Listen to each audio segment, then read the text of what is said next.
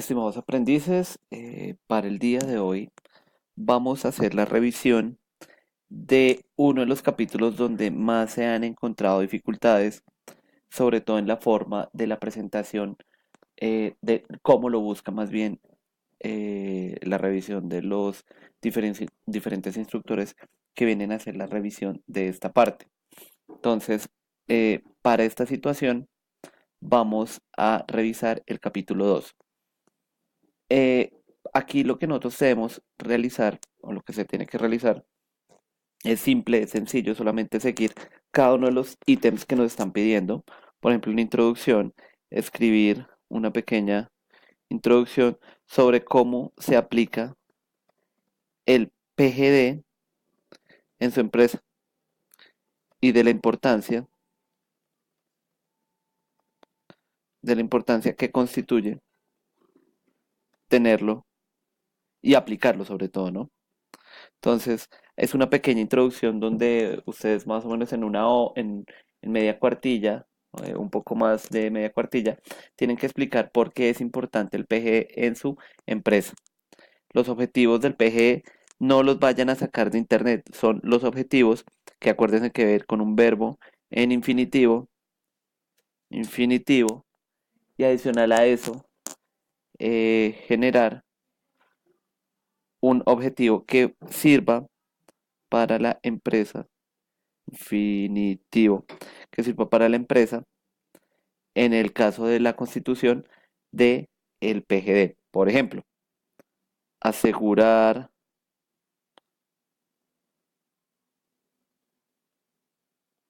la información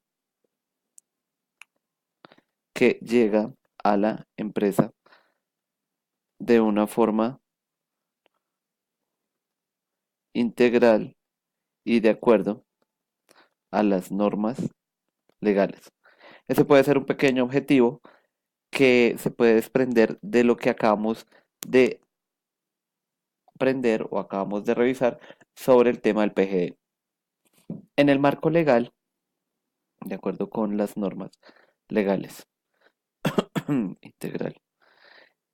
Chicos, aquí por favor hay que ser muy, muy cuidadosos con este marco legal. Yo recomiendo que se hagan tablas como, como fuente de información,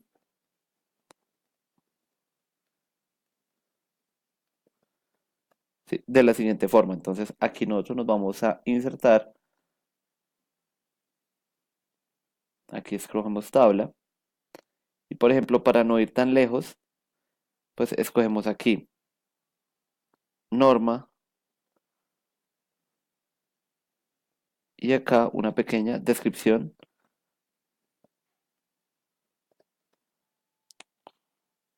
de esa norma. Entonces, por ejemplo, ustedes ya saben que la ley que rige todo el tema del archivo a nivel Colombia es la ley 594 de 2000,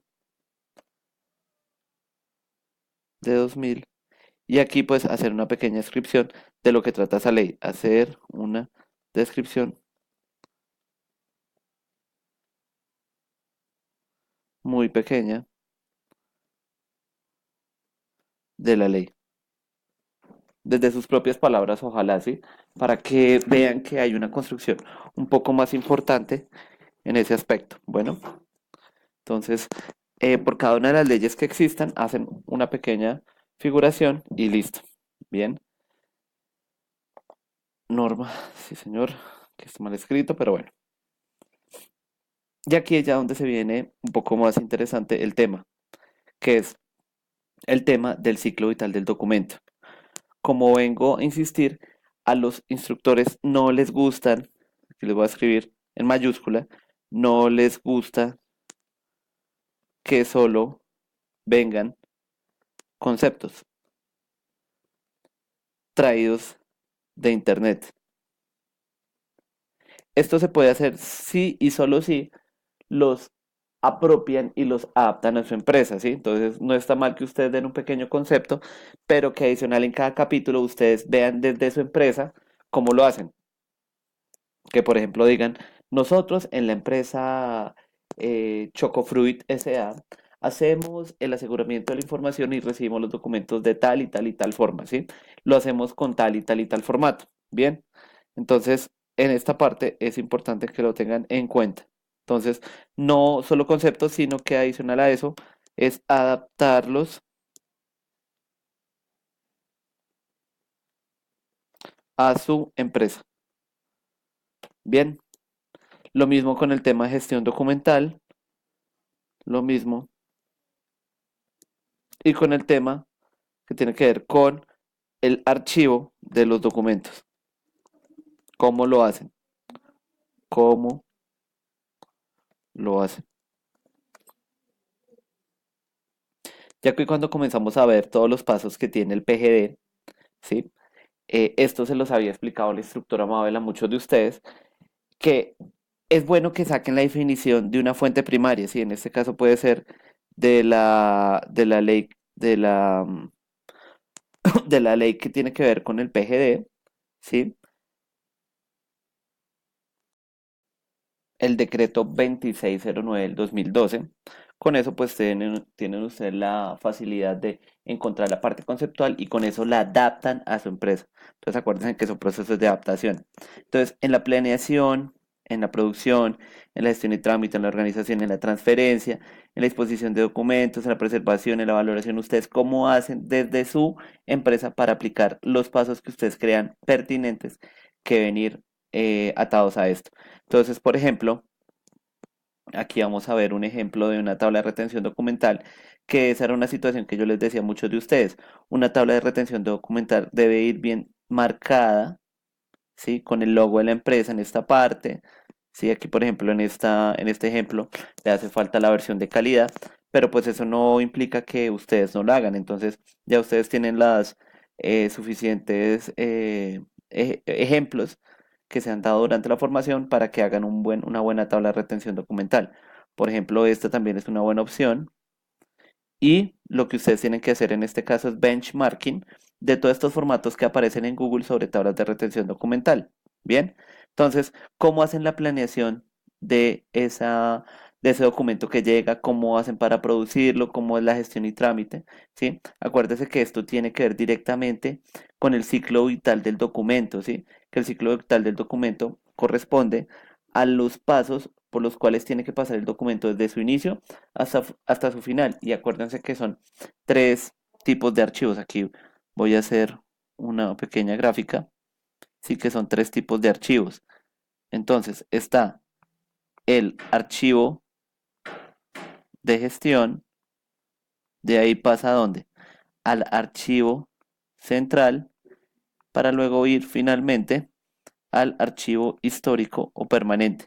Entonces, por ejemplo, para el tema del ciclo vital es importante que ustedes hagan el paso a paso de cuáles son los elementos que incluyen ese documento para que llegue o que ese documento inicie en un punto desde su organización hasta el momento de finalización. Entonces, es revisar cada uno de los puntos que tiene que ver con el tema de los elementos del PGD y listo. Entonces, recuerden que aquí a los instructores les gusta ver muchos formatos, ¿sí? Entonces, acuérdense que esos formatos ya los hemos visto nuevamente, que con el logo, con el nombre de la empresa y con la versión de calidad. Entonces, siempre ténganlo en cuenta y aquí pues ya va el título que es tabla de retención documental de la empresa no sé qué. Ah, no, arriba más pues ya está el nombre de la empresa, ¿sí? Entonces ahí más abajito le ponen tabla de retención documental y para afuera. Acuérdense que también hay inventarios documentales, hay cuadros de clasificación documentales.